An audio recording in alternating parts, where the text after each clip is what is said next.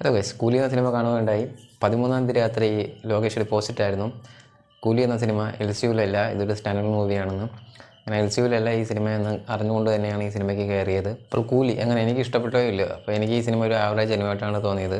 അതിന് മെയിൻ കാരണം വെച്ചിട്ട് ആവറേജ് സ്റ്റോറിയാണ്. സെക്കൻഡ് ഹാഫിലേക്ക് വന്നിട്ട് ക്ലൈമാക്സിലോട്ട് അടുക്കുമ്പോൾ വളരെ പ്രെഡിക്റ്റബിൾ ആയിരുന്നു സ്റ്റോറി. പ്രകടനങ്ങളിലേക്ക് വരുമ്പോൾ എനിക്ക് ആരുടെയും പ്രകടനം വലിയ മോശമായിട്ട് തോന്നിയില്ല. എനിക്ക് ഒരുപാട് ഇഷ്ടപ്പെട്ട നാഗാർജുനൻ്റെയും ഉപേന്ദ്രയുടെയും പ്രകടനങ്ങളാണ്. പിന്നെ സൗബിന് അടിപൊളിയായിരുന്നു.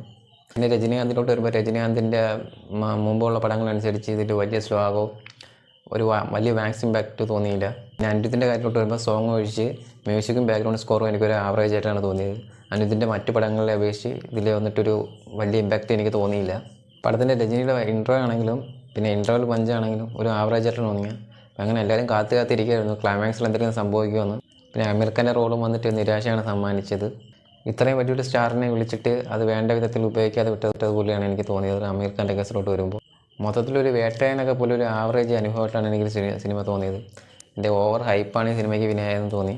മൊത്തത്തിൽ ഒരു വൺ ടൈം ആവറേജ് അനുഭവം.